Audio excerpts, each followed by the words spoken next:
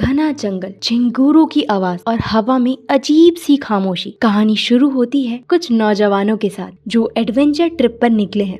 दो couple, Alex और टॉम्बर, फिर है सोफिया और उनकी दोस्त ब्रूक। ये लोग जंगल में राफ्टिंग के लिए आए हैं, मस्ती कर रहे हैं, हंसी ठिठोली चल रही है, लेकिन किसी को नहीं पता कि ये जंगल उनके लिए आखिरी सफर बन जाएगा। जैसे ही राफ्टिंग खत्म होती है, ग्रुप एक किनारे पर रुकता है। सब थोड़ा रिलैक्स करते हैं। तभी ब्रूक और एलेक्स थोड़ी दूर पर घूमने निकलते हैं। ब्रूक अकेली है और तभी झाड़ियों के पीछे से कुछ सरसराहट होती है। ब्रूक जैसे ही पलटती है, एक तीर उसकी छाती चीरता हुआ निकल जाता है। चीख भी नहीं निकलती उसके मुंह से, वो वहीं ढेर हो जाती है। उधर एलेक्स दौड़ते हुए वापस आता है, लेकिन तब तक बहुत देर हो चुकी थी। एक एक करके सभी दोस्त मारे जाते हैं। जंगल में मौजूद एक दरिंदा, जो दिखने में इंसान तो बिल्कुल नहीं लगता, एक खौफनाक राक्षस की तरह, हड्डियों से सजा हुआ उसका शरीर और भयानक चेहरा, वो एक एक करके सबको शिकार बना लेता है। केवल एक लड़की बचती है, उसका नाम है एलेक्स माइकल।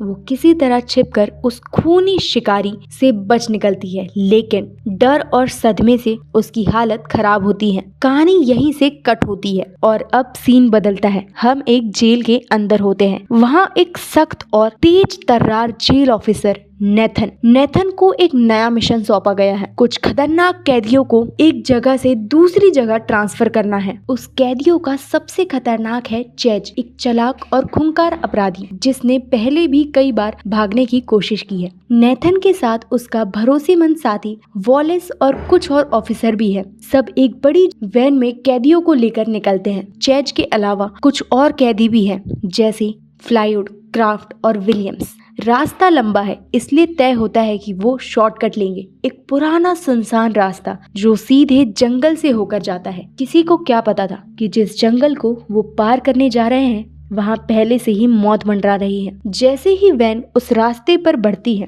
एक झटका लगता है और गाड़ी एक अजीब सी तार में फंस जाती है। ब्रेक लगते हैं, गाड़ी रुकती है और तभी अचानक एक तीर हवा को चीरता हुआ आता है और ड्राइवर की गर्दन में धंस जाता है। चीख पुकार मच जाती है, गाड़ी पलट जाती है और कई ऑफिसर वहीं मारे जाते हैं। कैदियों को मौका मिल जाता है और उनमें भगदड़ मच जाती है। नेथन जैसे तैसे बचता है और तब उसका सामना होता है चेज से। चेज मौके का फायदा उठाते हुए कहता है कि अब हमें साथ चलना होगा, वरना हम सब मारे जाएंगे, क्योंकि जो भी यहाँ है वो इंसान नहीं है। तभी जंगल में आती है एक भारी सी सांसों की आवाज और अचानक पेड़ों के पीछे से निकलता है वही डरावना शिकारी जिसका नाम है थ्री फिंगर एक विकृत राक्षसी इंसान है जिसकी 3 उंगलियां हैं और जो अपने शिकार को काट काट कर खा जाता है। उसका घर इसी जंगल में है और उसने पूरे इलाके में जाल बिछा रखा है। वो अकेला नहीं है, उसके पास है उसका मौत से भरा ट्रक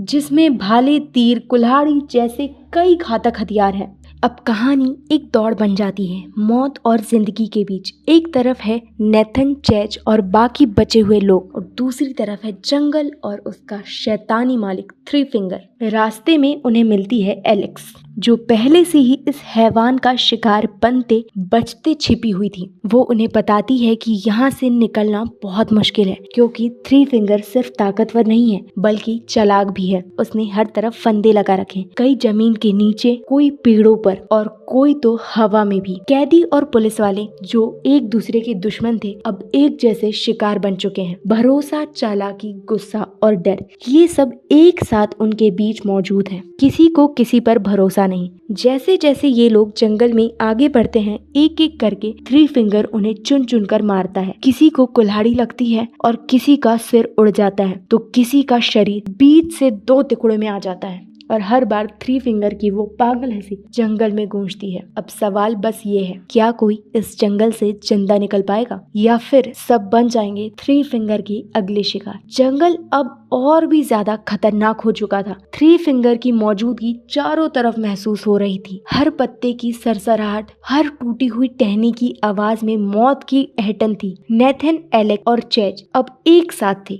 मगर उनमें आपसी भरोसे की बेहद कमी थी। चेज चालाक था, उसके दिमाग में कुछ और ही चल रहा था। रास्ते में चलते चलते उन्हें एक पुरानी जीप दिखती है जो आधी जली हुई है। उसके पास कुछ लाशें पड़ी होती हैं। उनके चेहरे पहचान में नहीं आते। एलेक्स सहम जाती है क्योंकि उनमें से एक उसके पुराने दोस्त में से कोई था। अब सबका यकीन पक्का हो गया था, ये सिर्फ जंगल नहीं, ये थ्री फिंगर का खेल का मैदान है। उस जीप के पास एक बॉक्स पड़ा था जो असल में एक लूट का ट्रक था। उसमें बहुत सारा पैसा भरा था और उसी ट्रक के पीछे चेज और बाकी कैदी पहले से ही थे। चेज की असली मंशा अब सामने आने लगी। वो जंगल से जिंदा निकलकर इस पैसे को लेकर गायब होना चाहता था। नेथन इससे अनजान नहीं था, लेकिन इस वक्त उनका सबसे बड़ा दुश्मन थ्री फिंगर था। जैसे ही वो लोग पैसे से भरे ट्रक को लेकर आगे बढ़ते हैं, अचानक चिल्लाने की आवाज आती है। एक और कैदी फंदे में फंस गया था। फंदा खींचते ही उसका पूरा शरीर हवा में झूल जाता है और तुरंत थ्री फिंगर कुल्हाड़ी लेकर वहां पहुंचता है। अब शुरू होती है दौड़, जान बचाने की दौड़। हर मोड़ पर कोई ना कोई मारा जा रहा था, कोई आग में जल रहा था,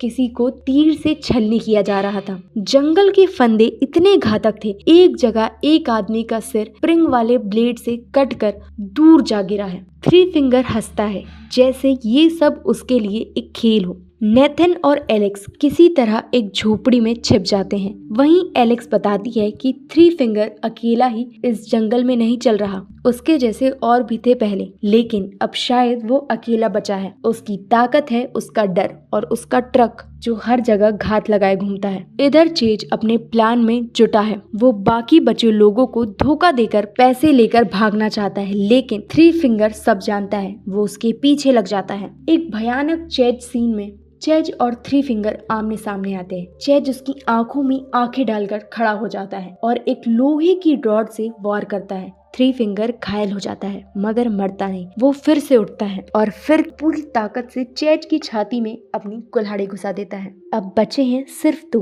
नेथन और एलेक्स। अंतिम टकराव एक नदी के किनारे होता है। थ्री फिंगर उन्हें घेर लेता है। एलेक्स छुपकर एक तीर चलाती है और नेथन उसे पीछे से दबोच लेता है। एक लंबी भयानक लड़ाई होती है जिसमें दोनों पूरी ताकत झोंक देते हैं। आखिर में नेथन जैसे तैसे थ्री फिंगर को नदी के पास बने एक लकड़ी के पुल से नीचे धकेल देता है, जहां वो एक नुकीले लोहे पर गिरता है। थ्री फिंगर की हंसी एक बार फिर गूंजती है मगर फिर हमेशा के लिए खामोश हो जाती है। नेथन और एलेक्स घायल होते हैं, थके होते हैं, लेकिन जिंदा होते हैं। अंत में वो ट्रक, वो जंगल, वो लाशें सब पीछे छूट जाते हैं। पुलिस की एक टीम उन्हें ढूंढती हुई वहां पहुंचती है। सब कुछ खत्म हो चुका होता है मगर एक सवाल अब भी रह जाता है, क्या थ्री फिंगर सच में मरा है या वो फिर से लौटेगा? क्योंकि इस जंगल में एक बार घुस गए तो वापसी की राह बहुत कम लोगों को नसीब होती है।